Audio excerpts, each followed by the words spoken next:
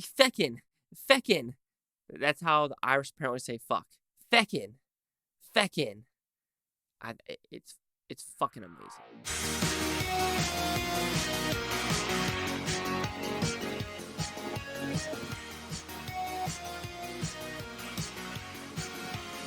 My Irish accent. My Scottish accent. It's horrible.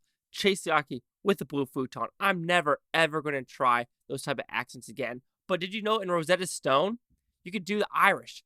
So maybe I'm going to learn Irish. Anyway, let's talk about the Banshees of Inisherin. So what's this about? Very simple premise. Colin Farrell, Brandon Gleeson, 1923 in Ireland. And you know what? One of them's like, I don't want to be your friend anymore because all I do is hear you bitch and moan about life. And what I want to do is bring music to the world, bring something to the world to remember me by.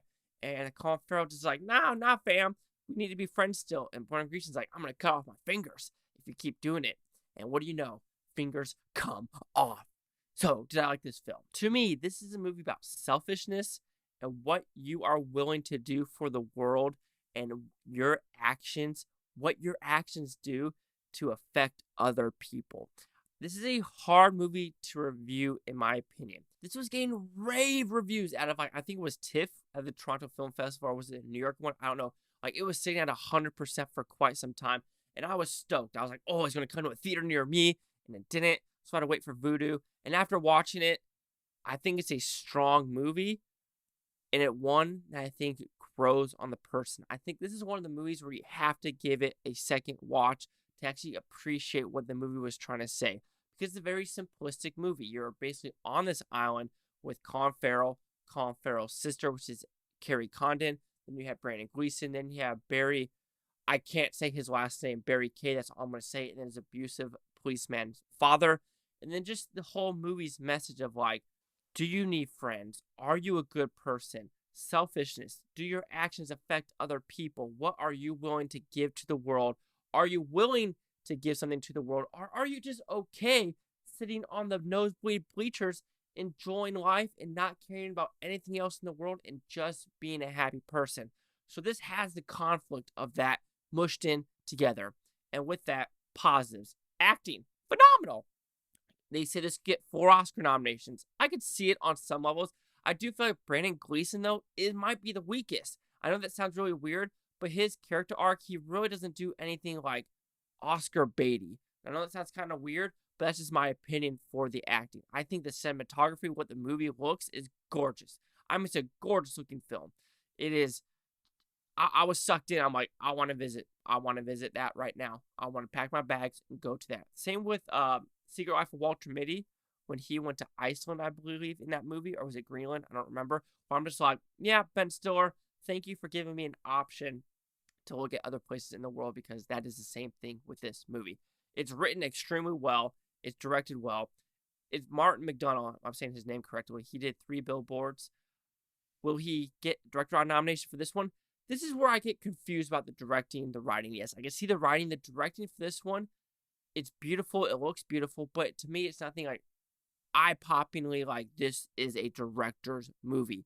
It's the same way for me. But it's still great to look at. And like I said, maybe I just don't know jack shit. But this movie looks well, technically sound. Everything's good about this movie. If I could say some negatives, some character motivations or character arcs really isn't explained or believable as well as some people might want it to be. And the ending can be a little bit open-ended for some people. And I completely understand why some people might not like it.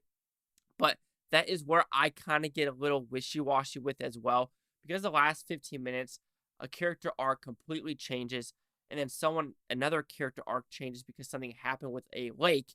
And that lake scene, I understand what you're going for with the police officer, and then the Barry's character, and then Colin Farrell's character, and Brandon Gleeson's character, and then Kerry Condon's character. But I don't know if it had the emotional punch I wanted it to. I understand what they're doing for. I was like, oh shit, that sucks. But then the oh shit, that sucks moment is like, why though? What was the overall arc and message to even have that character if you're going to do that in the final scene? And then, like I said, the final scene has to do with someone changing. I would say they both kind of change, and it makes you wonder, like, what What puts someone over the edge? And this is the movie that puts someone over the edge. So overall, The Banshees of Inisherin, it makes me think. It's a movie that I watched. I watched it twice already. Can I watch it a third time? Maybe to appreciate some of the dialogue, some of the wittiness of it. But I do wish some of the characters were fleshed out a little bit more, or if they weren't just put on the back end and something. Like I said, I'm gonna say it's the ending. The ending, I'm like, I need a little bit more for this guy. But I'm just sitting on a futon, not directing shit. So The Banshees of Inisherin will receive a 4.5 out of 5 of futons, so it goes at 90%. Let's see what the critics' news scores gave this one. So The Banshees of Inisherin at 97% with the critics with the 288. Audience score, 76% with over 500. Here's critic consensus. Featuring some of Martin M's finest work in a pair of outstanding lead performances, The Banshees of Inisherin is a finely crafted feel-bad treat. I was going to say feel beer treat. Feel bad. Yeah, the ending can make you feel bad, but is it necessary? Maybe. I don't know. The more I think about this movie, the more it kind of goes up in rank just because it makes you think, makes you wonder about life. And yeah, it's about life just not being all candy canes and rainbows. And that's okay because it isn't. You're never always going to get your way. So yeah, you're never always. That's right. You're never going to get your way. No, you're never always. Yeah, because sometimes you'll get your way, but majority of the time you need to negotiate with life. So we have 90, 97, 76. Chase out with the Blue Futon. Like, comment, subscribe. Let me know what you think is Bluetopia, you Blue Futonians. Thank you for watching. Have a fantastic day. Peace and love to every single one of you. And just live the best life that you want to live. I mean, yeah. But just don't be a dick, though. Don't be a dick.